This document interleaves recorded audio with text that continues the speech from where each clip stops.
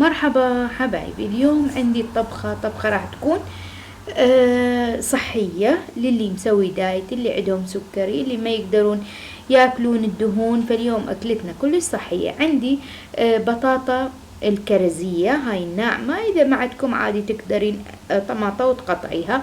وعندي بطاطا همينة الكرزية، يعني أخذتهم هيج كلش ناعم لأنه أريد أسويهم بالطاجن. فأخذتهم ناعم. ما عندكم ناعم عادي تقدرون بطاطا وتقطعوها، ماكو أي مشكلة يعني. بس أنا حبيت أعملها اليوم بالطماطة الكرزية والبطاطا الكرزية، لأنه نكهتهم أطيب، تصير الناعمة وطعمهم كلش يصير أطيب من الخشنات. فاليوم رحت للسوق وشفت هاي البطاطا هيك كرزية ناعمة، فقلت ليش ما أجيبها وأسويها أكلة كلش طيبة بالطاجي مع اللحم. فهنا المكونات عندنا كلش بسيطة وسهلة، وراح تسوون هاي الطبخة أصلا كلش سريعة يعني، وما راح تتعبون بيها. عندي زيت الزيتون أو زيت عادي، بس احنا بما أنه صحية زيت الزيتون. هنا عندي فلفل أحمر، أخذت فلفل أخضر، وشوية أخذت فلفل حار هم وياها. هنا عندي لحم قطع بهذا الشكل، قطعته أنا بهذا الشكل مربعات. زين أخذتهم بهذا الشكل. تريدون صدر دجاج همينة يصير، بس أنا حبيت اليوم أستخدم اللحم. زين. وعندي من بصل بهذا الشكل، سويته على شكل حلقات، ما نعمته، سويته بهذا الشكل على شكل هيك مدور حلقات، لأنه تطلع يعني راح تشوفون الطريقة اللي أني راح أسوي بيها. فتريدون تسووا ناعم سووا يعني نفس الطريقة. زين. وعندي راح نستخدم الملح والبهارات والزيت الزيتون مثل ما قلت لكم. عندي هنا فصين من الثوم مقطعين يعني شرايح. هنا عندي من الفلفل الأسود، وهنا عندي من الكمون.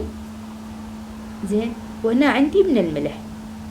فقط هاي البهارات اللي أريد أضيفها، ما أريد أضيف بهارات هواية حتى لا تروح نكهة والطعم مال الخضار اللي راح نسويه. هنا عندي هذا الطاجن، أكو كبار أكو صغار، فأني أخذت الوسط راح أسويهم اليوم طريقة كلش حلوة. فإذا ما عندك أنتي من هذا الطاجن أو الجدر الحجري أو التبسة الحجرية، تقدرين أي قاوة، تبسة، بايركس، انتي براحتك. بس مع انه انا اليوم راح اسويه بهذا. هواية يسألون يقولون هذا التبس الحجر او الجدر الحجري شنو نسوي بيه؟ فراح نسوي اليوم هاي الأكلة مالنا وراح تحبوها أكيد. أنا عندي 2 من عنده وعندي أصغر. زين. عندي راح ناخذ ورق السيليفون راح نحتاجه. زين. هسه راح نبدأ الطريقة كلش سهلة وبسيطة. راح ناخذ دول، ما راح نضيف لا دهن ولا أي شيء. بالأخير راح نضيف زيت الزيتون. هنا راح نضيف من البصل الحلقات اللي قلت لكم عليه بهذا الشكل. هو البصل راح يستوي لأنه أنا خليته بدايته يعني بالأسفل. زين. أخلي البصل اللي عندي كله نصفطه بهذا الشكل. وتريدون تضيفون يعني بعد انتو اشياء، بس احنا اني ضفت يعني ما ضفت باذنجان ولا القرع ولا يعني الكوسة او الشجر، ما ضفت بس هذول. هسه راح اضيف له من زيت الزيتون شوية. شوفوا الكمية اللي ضفتها، تقريبا كل طاجن خليت له معلقة طعام كلش كافي. قلت لكم أنا أريد أسويها صحية يعني. هنا راح أضيف من الفلفل الأخضر، العفو فلفل الأحمر. زين بهذا الشكل. وهاي راح تكون عندكم سهلة يعني، وما تتعبون وتتعاجزون وتسوون. هنا راح نضيف من الفلفل الأخضر. شوفوا. وهنا عندي فلفل حار همين ضفت لها. اكو الطاجن بعد اعمق من هذا اللي عندي مو هواية عميق، اكو الاعمق يعني. زين. هسا ضفنا هذول، راح نجي نضيف شنو اللي عندنا. راح يجي نضيف عندنا الطماطة، البطاطا، اللحم. شوفوا ضفت اني من حبات من البطاطا، والبطاطا هاي من تستوي من تطلع يعني طعمها رهيب. والقطع اللي تريدوها، وقلت لكم اذا شوفوا القشر مالتها يعني ما قشرتها اني. ليش؟ لانه هي هاي تازة ناعمة، فالقشر مالتها كلش طيب يصير بيها وتستوي بسرعة. يعني اني ما شلت القشر. هنا ضفت من الثوم، زين ينطي النكهة همينة كلش طيبة.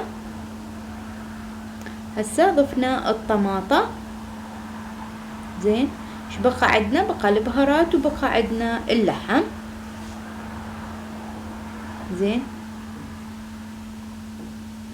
شوفوا هنا اني رشيت لها من الفلفل، زين. رشيت لها من الفلفل بهذا الشكل، لانه هي انا خليت لها فلفلة خضرة حادة، بس احنا نحب الحاد. هنا راح اضيف لها من الكمون، لانه الكمون همينه كلش طيبة بهاي الاكلة، وكل اكلة ضيفوا الكمون. الكمون حارق للدهون، زين للقولون، زين. هنا ضفت من الملح.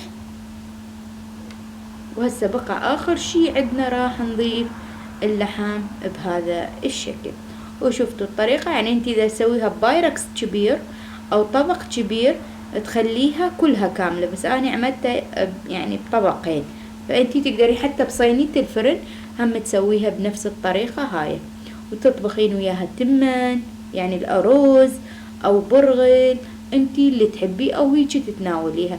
اذا انتي مسوية دايت خذي 3 خواشيق الى 4 خواشيق من الارز او التمن، زين. وكاسة من السلطة، زين. هسه عندي ورق الالمنيو، راح الفهم بالورق الالمنيو بهذا الشكل. شوفوا اغلفهم كلهم، اغلفها بهذا الشكل. راح نخليهم بالفرن على درجة 200، نعلق عليهم الفوق والجوا، ونخليهم ما يقارب ياخذولهم ساعة او اقل من ساعة حسب درجة الحرارة الفرن اللي عندكم. شوفوا بهذا الشكل، هما يعني بسرعة راح يستوون، لانه احنا خلينا لهم الورق السيليفون، فهو هذا اللي راح يخليهم بسرعة يستوون. البوخة ما تطلع والحرارة تبقى، وهذا شكلها. شوفوهم راح اخليهم هسه بالفرن يستوون، ونكملهم ونرجع. هسه بعد ما خرجتهم من الفرن، طبعا شوية خليتهم شوية بس يبردون حتى اقدر يعني اشيلهم. وشوفوا لي المنظر، وشوفوا لي الشكل، يعني تحفة تحفة. هذا الطبق يعني تحفة ورهيب الصراحة، وطيب بنفس الوقت، وراح يفيدكم كلش، زين.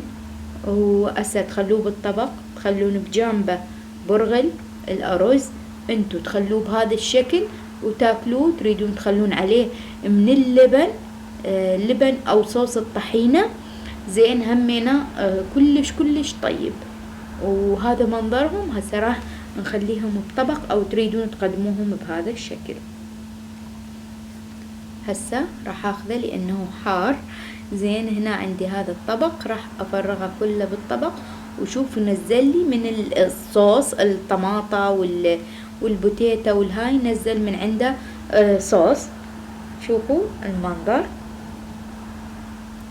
شوفوا لي المنظر، شوفوا لي البوتيتا استوت، البصل، الطماطة، اللحم كله استوى وانهرس. واذا تحبون تضيفوا له صوص الطماطة يعني المعجون، انتو بعد براحتكم، بس انا حبيته بهذا يعني بهذا الشكل.